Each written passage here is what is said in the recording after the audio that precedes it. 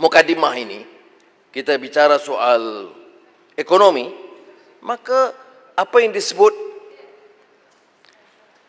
parasitic corporate activities, dikelilingi oleh kroni memperkayakan keluarga dan kawan-kawan yang menganggur.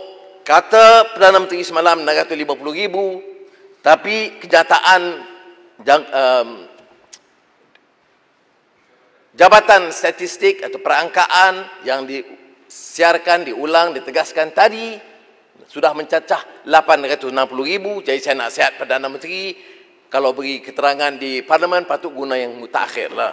Ya. Ini penting. Ya. Kerana jarak 200,000 dalam satu hari itu besar sangat. Dan angka ini disebut, dan ini angka yang saya perolehi sejak minggu yang lalu, bukan baru. Ya.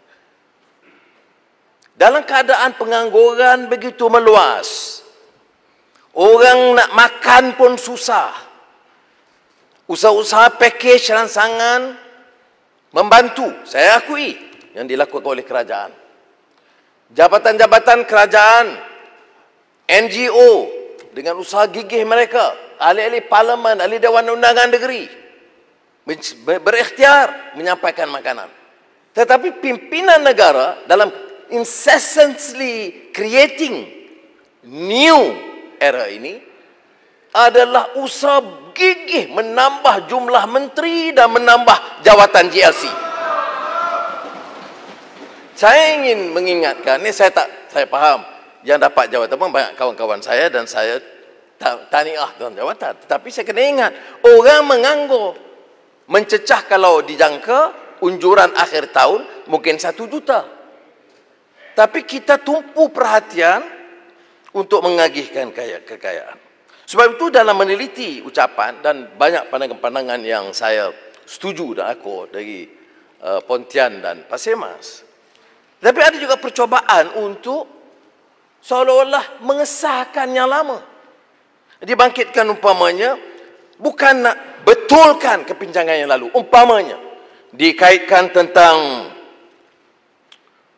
mempertahankan kerusakan, salah guna kuasa, tabung haji umpamanya. Yang diketahui. Saya tahu kalau tidak pun di kalangan pimpinan UMNO, pimpinan PAS, ramai yang setuju dengan saya, kerana ini pandangan yang lama yang disuarakan. Tabung haji, ya setuju. Wajar diberi disiasat dengan telus.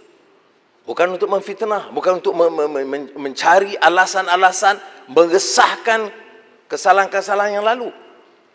Jadi saya harap Menteri Agama akan menggunakan ruang dalam menjawab nanti, insya-Allah. Berikan pandangan yang benar apa yang berlaku, kecurangan yang berlaku, kerana ini adalah badan amanah umat Islam, amanah orang Melayu.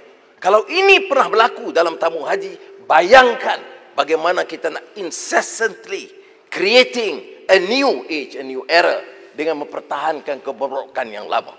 Terima kasih. Terima kasih, Speaker. Terima kasih, Pak Dickson atas laluan.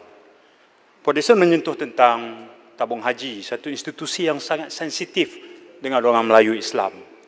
Legasi Engku Omar yang buat kajian kenapa orang Melayu simpan duit. Engku Aziz. Antaranya orang Melayu simpan duit sebab nak pergi Mekah. Jadi dia cadang dan kemudian dia mulakan tabung haji. Tabung haji bermula dengan cantik dan hebat. Ya. Ada 2 fungsi. Pertama, terima duit pendeposit. Kemudian bila naik giliran haji, maka diuruskan pengangkutan, penginapan, makan minum dan sebagainya. Tabung haji juga menggunakan sebahagian daripada duit pendeposit untuk melabur. Ya, Alhamdulillah berkembang dengan begitu gah dan membanggakan. Daripada keuntungan itu diberikan hibah. Ya, mengikut Akta Tabung Haji 1995 23.2, hibah dibayar apabila aset melebihi liability. Ya. Dan Speaker, di antara tahun 2011 hingga 2017, pendeposit baru tabung haji ini meningkat tinggi. 10.6%. Apa tarikan mereka? Tabung haji menawarkan hibah atau dividen yang paling tinggi berbanding institusi perbankan Islam yang lain. Dan ada 9 juta pendeposit tabung haji. Daripada 9 juta itu, hanya 1.3% penyimpan yang memegang lebih 50% daripada nilai simpanan tabung haji. Segelintir aja. 117,000 atau 1.3% simpan lebih separuh daripada total simpanan pendeposit bernilai 9 juta. Jadi tabung haji kena bayar hibah setiap tahun. Bayar hibah. Baik, 2014 Bank Negara tegur tabung haji. Sebab pada ketika itu aset sudah pun kurang berbanding liability. Bank Negara tegur, Gubernur Bank Negara hantar. Tapi tabung haji teruskan juga memberi hibah. Baik. 2017 Penyata Kewangan Tabung Haji dibentangkan kepada Jemaah Menteri. Saya masa itu dalam Jemaah Menteri, Paguh dalam Jemaah Menteri, sebahagian besar kita. Kita terkejut apabila diberitahu dalam laporan kewangan itu, audit teguran yang paling ketara ialah penyediaan penyata kewangan tahun 2013. Berucap ke apa ni? Tidak. Salah tegak. Kalau tak setuju nanti minta laluan dengan Port Dickson. Saya okey. Ya. Saya bertanggungjawab terhadap fakta yang saya lafazkan dalam institusi parlimen ini. Diberitahu bahawa penyediaan laporan keuangan itu bukan oleh penilai bebas, tetapi oleh pengurusan dalaman tabung haji. Hakikat sebenar tahun 2017, tabung haji rugi. Tapi dilaporkan untung. Jadi apa kita buat? Kabinet kemudian mengarahkan sahabat saya, Parit Bunta, supaya lantik PricewaterhouseCoopers, dapatkan pandangan daripada audit, dapatkan pandangan daripada Institute Accountant yang mengawal dari segi disiplin audit sesebuah badan, dan kemudiannya didapati bahawa untuk tahun 2017 tabung haji sebenarnya rugi sebanyak 1.42 bilion dan defisit terkumpul sebanyak 4.8 bilion. Siapa siapkan ini? PricewaterhouseCoopers, Audit, Institute Accountant. Semuanya ini mengesahkan angka ini, dan laporan keuangan 2017 tabung haji yang disiapkan oleh badan pengurusan dia yang dibentang pada lembaga pengarahnya mengisytiharkan tabung haji untung 3.412 bilion dengan lebihan terkumpul 1.62. Kita dapati pada ketika itu tabung haji sedang sakit. Hibah kalau mengikut Seksyen 23(2) tak boleh dikeluarkan. Lalu Jemaah Menteri meminta Parit Bunta supaya dibentangkan plan pemulihan dan penstrukturan semula. Aset yang diasingkan, yang rugi diasingkan pada Special Purpose Vehicle di bawah Ministry of Finance Incorporated. Tapi di luar sana, Kerajaan Pakatan Harapan diserang jual tabung haji kepada orang Cina. Di kawasan saya, Masjid Taman Selasih, YDP PAS kawasan khutbah Ittaqullah, Ittaqullah. Tajuk khutbah dia minggu itu ialah Kerajaan Pakatan Harapan jual tabung haji kepada orang Cina. Captured crowd dalam masjid, apa kita boleh cakap? Baik. Apa kita buat?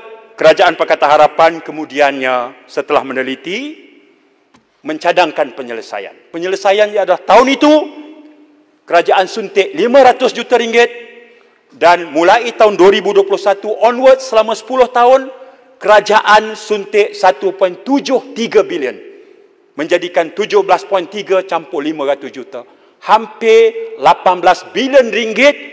Tindakan Kerajaan Pakatan Harapan menyelamatkan tabung haji akibat penyelewengan daripada pemerintah terdahulu. Saya sebut ini dan saya akan sebut dalam perbahasan saya. Saya akan juga berinteraksi dengan sahabat saya Menteri Agama yang sekarang ini dapat mengesahkan jawapannya semalam kepada soalan Parit Bunta. Tabung haji tidak dijual kepada bukan Islam. Alhamdulillah. Jadi tabung haji tak dijual, dalam perkara tata kelola ini, dalam perkara Asset tentang jual illegal. beli. Ya, saya percaya senada saya dengan Pak Dickson, perkara tentang urus kendali, good practice of good governance dalam institusi sensitif orang Melayu telah terbukti bahawa 22 bulan kita telah membuat keputusan politik memberi suntikan dana sebesar 18 bilion untuk menyelamatkan tabung haji. Pak Dickson tak ada dalam kabinet, tapi lama dalam kabinet sebelum itu, tentu dapat memberi komen. Terima kasih. Pak Dickson, mohon sikit laluan dari Parit Bunta. Nanti sebelum Pak Buta saya nak Lepas tu baling Pak Dickson. ambil maklum kena jawapan Menteri Agama semalam yang membantu dalam wacana ini. Keduanya saya ucap terima kasih kepada Kuliah Bandar Baru kerana memberikan pencerahan. Kita gunakan parlimen ini memberikan fakta. Pengalaman saya di Kementerian Kewangan, SPV ini bukan penyerahan kepada Kementerian Kewangan. Ini hanya suatu jalur untuk menyelamatkan beberapa keadaan. Maka dibentuk SPV, Special Purpose Vehicle, bukan milik Menteri Kewangan seperti mana yang didakwa. Parit Bunta. Minta dengan izin. Dengan izin, terima kasih kepada Pak Dickson, terima kasih Tuan Speaker.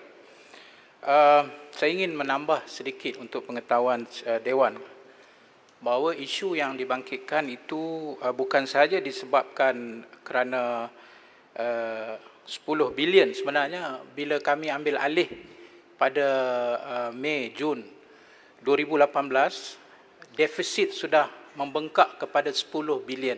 Kenapa? Yang ini penting sebab ini soal integriti yang Pak Dickson sentuh. Bukan sahaja aset semakin berkurangan dan ini amat membahaya. Ya, untuk kawan-kawan yang menuduh berbagai-bagai tuduhan tu, termasuk pengurusi ini ada di sini, pengurusi tabung haji ada di sini. Bahawa sejak tahun 2014 Governor Bank Negara telah memberi amaran. Dan kita sewaktu itu sebagai pembangkang Tuan Speaker telah pun melahirkan kebimbangan ini. Ya. Cuma waktu itu kita bukan kerajaan. Tapi bila kita ambil alih seperti yang disebut, PricewaterhouseCoopers, begitu juga dengan Jabatan Audit Negara, saya ingin tambah satu lagi. Dalam emphasis of matter, mereka menyatakan bukan sahaja isu aset berbahaya sekarang, tetapi nilai aset itu tidak dibuat nilai rosot yang sebenarnya. Sebab itu bila saya ambil alih, defisit sudah jadi 10 bilion, bukan lagi 4.1 bilion, Tuan Speaker. Makna dua kesalahan besar dari sudut integriti dalam tabung haji yang dulu tidak mereka tumpukan.